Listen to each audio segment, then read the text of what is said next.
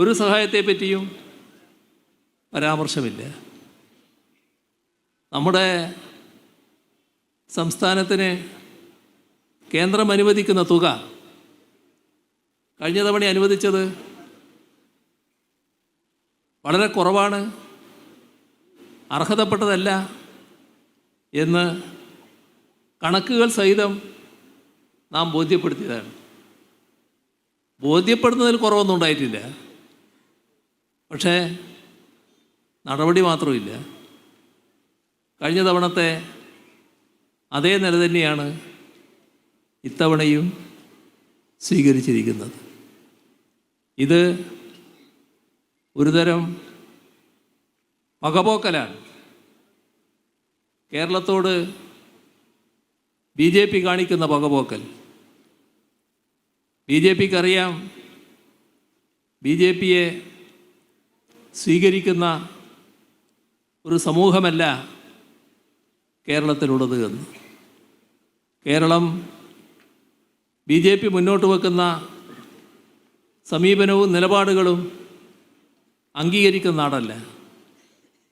മതനിരപേക്ഷതയെ ദുർബലപ്പെടുത്തുന്ന നടപടികളുമായി വെറുപ്പും വിദ്വേഷവും നാട്ടിലാകെ രാജ്യത്താകെ പടർത്തുന്ന നടപടികളുമായി BJP മുന്നോട്ട് പോകുമ്പോൾ നേരെ വിപരീത ദിശയിലാണ് കേരളം സഞ്ചരിക്കുന്നത്.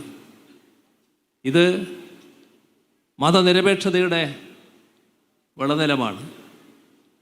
ഇത് ശാന്തിയുടെയും സമാധാനത്തിൻ്റെയും ഭൂമിയാണ്. ഇതിനോട് BJPക്ക് സഹിഷ്ണുതയോടെ സമീപിക്കാനാകുന്നില്ല. എങ്ങനെയും ഈ നില തകർക്കണം എന്നവരാഗ്രഹിക്കുന്നു. അതിൻ്റെ ഭാഗമായുള്ള ഒട്ടേറെ നടപടികൾ സ്വീകരിക്കാൻ അണിയറയിൽ ഒരുങ്ങുന്നുണ്ട്.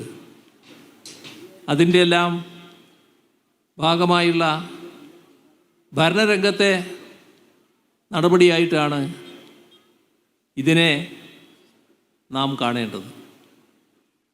അപ്പോൾ നമ്മുടെ നാടിന് ഇത്തരം കാര്യങ്ങളിൽ ഒന്നിച്ചു നിൽക്കാനാകുമോ? ഇത് LDFൻ്റെ പ്രശ്നമാണോ? ഇത് LDF ഗവൺമെൻറ് പ്രശ്നം മാത്രമാണോ? നമ്മുടെ നാട്ടിൽ ഏത് ഗവൺമെൻറ് അധികാരത്തിലിരുന്നാലും ആ ഗവൺമെൻറ് നാടിൻ്റെ വികസനവുമായി ബന്ധപ്പെട്ട കാര്യങ്ങൾക്കാണ് ശ്രദ്ധിക്കേണ്ടത്. ഇവിടെ നമ്മുടെ നാടിൻ്റെ വികസനം LDF അധികാരത്തിലിരിക്കുമ്പോൾ ഒന്നും നടക്കാൻ പാടില്ല എന്ന നിലപാട് കോൺഗ്രസും ലീഗും സ്വീകരിക്കുമ്പോൾ ഈ കഴിഞ്ഞ 10 വർഷം നമ്മൾ 2016 അതേ ഘട്ടത്തിൽ നിന്നിരുന്നുവെങ്കിൽ നാടിൻ്റെ ഗതി എന്താകുമായിരുന്നെന്ന് ആലോചിച്ച് നോക്കൂ. ഞാനിപ്പോൾ മംഗലാപുരത്ത് ഇറങ്ങിയിട്ടാണ് ഇങ്ങോട്ട് വന്നത്. നിങ്ങളെ റോഡിൻ്റെ ഒരു മഹിമ നേരിട്ട് അനുഭവിക്കാൻ കഴിഞ്ഞല്ലോ. മംഗലാപുരത്ത് ഇങ്ങോട്ട് വരുമ്പോൾ കർണാടക അതിർത്തി വരെ മാത്രമല്ലേ നല്ല റോഡുണ്ടായിരുന്നുള്ളൂ. ഇപ്പോൾ അതിൻ്റെ അതേ തുടർച്ചയല്ലേ മഞ്ചേശ്വരത്തുനിന്ന് ഇവിടെ വരെ എത്തുമ്പോൾ കണ്ടത്. ഇതിവിടെ വരെ നിൽക്കുകയല്ലോ, ഇവിടുന്ന് അങ്ങോട്ടും നീക്കൊണ്ടേയിരിക്കുകയാണല്ലോ. ഈ മാസം നമ്മുടെ ഈ ദേശീയപാതയുടെ വലിയ ഭാഗങ്ങൾ ഉദ്ഘാടനം ചെയ്യും എന്നാണ് കേന്ദ്രമന്ത്രി തന്നെ സമ്മതിച്ചിട്ടുള്ളത്. അതിനവർ തയ്യാറെടുത്തുകൊണ്ടിരിക്കുന്നു എന്ന് കേൾക്കുന്നുണ്ട്.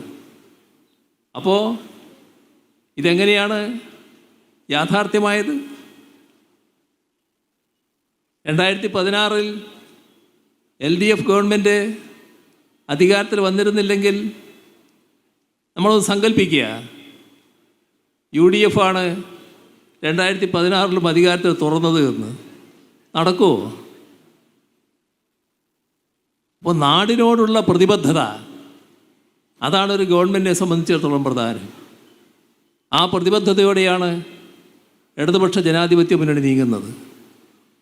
ഇടതുപക്ഷ ജനാധിപത്യ മുന്നണിയുടെ ആ നിലപാടാണ് LDF സർക്കാരിനും പ്രതിഫലിച്ചിട്ടുള്ളത്. ഇതല്ലേ വസ്തുത? അവർ കാണുന്നത് പോലെ ഈ വർഷങ്ങൾ ഒരു തരത്തിലുള്ള വികസന പ്രവർത്തനവും വേണ്ട എന്ന നിലയെടുത്തിരുന്നുവെങ്കിൽ ഇത് യാഥാർത്ഥ്യമാകുമോ?